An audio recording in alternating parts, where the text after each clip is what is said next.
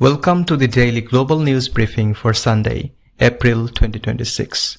Today we cover a record-breaking presidential race in Peru, the safe return of the Artemis II crew, and the critical financial drift between the UAE and Pakistan. But first, the high-stakes diplomacy in Islamabad. For the first time in years, senior American and Iranian officials are sitting down for direct talks to negotiate a deal. The meeting comes after nearly 40 days of hostilities between the United States, Israel, and Iran. Vice President J.D. Vance is leading the U.S. delegation, which also includes senior envoy Steve Witkoff and Jared Kushner. They will meet with a high-level Iranian team, including Foreign Minister Abbas Araghchi and Parliament Speaker Mohammad Bagher Ghalibaf. The goal of these talks is to turn a fragile 2-week ceasefire into a lasting de-escalation. However, the diplomatic efforts in Islamabad are still at risk of being overshadowed by a volatile ground reality and a fragile ceasefire. For context, while the talks were beginning, President Trump went on record stating that US warships are already positioned and fully loaded in the region. Currently, there are 2 US aircraft deployed in the Middle East, with a third, the USS George H.W. Bush, being sent to the region. Despite the ceasefire, Israel has continued its strike in Lebanon, with at least 357 people confirmed to have died from the attacks, as per information from the Lebanese Health Ministry. Iran sits alongside the Strait of Hormuz, a narrow waterway through which at least 20% of the world's oil passes. However, according to ship tracking data, only a handful of vessels have transited the critical strait since Washington and Tehran on Tuesday announced a 2-week pause in fighting. Despite one of the conditions of the ceasefire being a complete lifting of the Iranian blockade in the strait, the success of these talks hinges on how much of the 10 points demanded by the Iranians the US is willing to accept, and how far Iran is willing to go with the US's 15 points demand. Before the talks, however, both sides have referred to each other's proposal as maximalist. If these talks collapse, experts warn that energy prices will once again be on the rise. Pakistan today is set to pay its first installment of $450 million to the UAE. The United Arab Emirates officially requested a repayment of a $3.5 billion loan on the 4th of April. The loan was extended through the Abu Dhabi Fund for Development in 2019 and was provided for stabilizing Pakistan's balance of payments, with the repayment due by the end of April. Even though Pakistan's foreign ministry has brushed off the UAE's request as a routine financial transaction, Abu Dhabi's move is widely seen as an expression of its displeasure with Pakistan's mediating role with Iran. On Friday, after Pakistan's Prime Minister met the Saudi Finance Minister, it was confirmed that Saudi Arabia and Qatar will provide Pakistan $5 billion in financial assistance. The assistance will help Islamabad to avert stress on the country's weak foreign reserves while making external payments.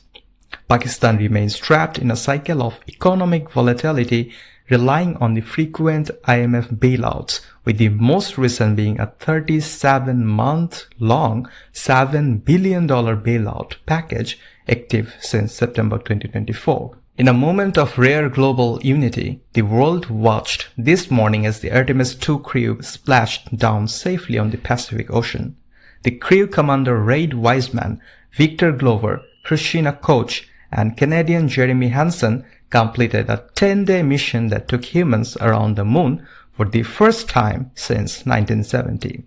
The mission has set a new world record for the furthest distance humans have ever traveled from Earth. For context, Artemis II was a critical flight test of the Orion spacecraft's life support system in deep space. In 2028, the Orion spacecraft is set to take humans back to the moon as a part of NASA's Artemis program. An emergency meeting was held in Canada yesterday, where Bank of Canada, Canada's 6th largest banks, and the other financial authorities met to discuss Cloud's new AI model, Mythos. It has reportedly demonstrated a highly advanced ability to detect previously unknown security weaknesses in financial systems. This has raised concerns among government officials who worry that technology may be too powerful for public release, as it could potentially be misused to target and disrupt critical banking infrastructure around the world. The meeting follows another emergency meeting across the border last Tuesday between Fed Chair Jerome Powell, Treasury Secretary Scott Bessent, and the CEOs of the America's largest banks and companies, including Goldman Sachs and Citigroup. On other AI news, the police in San Francisco are investigating a Molotov cocktail attack on the home of OpenAI CEO Sam Altman.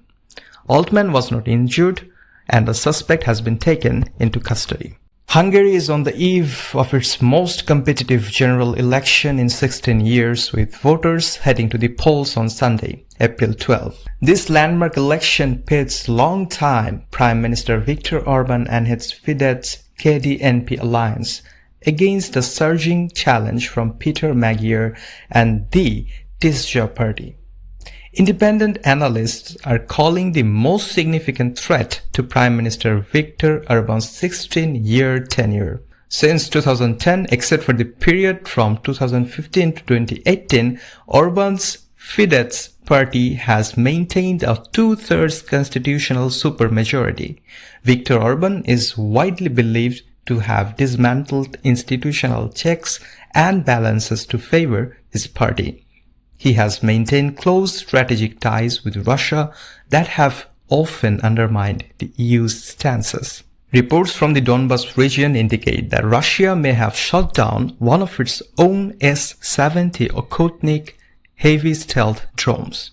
The advanced flying wing unmanned combat aircraft reportedly lost control during flight, prompting a Russian fighter jet to destroy it mid-air. The move is believed to have been taken to prevent sensitive military technology from being recovered by Ukrainian or Western forces. US inflation jumped to 3.3% this month, the highest in 2 years. The main driver is energy, with gasoline prices up nearly 19% due to the ongoing tensions in the Middle East. President Ismail Omar has secured a sixth term in office, while Djibouti continues to serve as a key strategic hub for foreign military bases. The lack of leadership change has drawn renewed criticism for human rights organizations. Peru enters the final stage of campaigning ahead of Sunday's highly fragmented election, featuring 35 candidates. Analysts expect a split vote and a strong possibility of a runoff in June. Real Madrid dropped points after a 1-1 draw with Girona, tightening the title race. If Barcelona wins their match tonight, they could extend their lead at the top to 9 points. That's all for today's briefing. This was a Dot Daily production hosted by Maruf Tanvir and written and produced by Hussein Zohair Zuhan and Maruf Tanvir. Thanks for listening, and we will be back again tomorrow.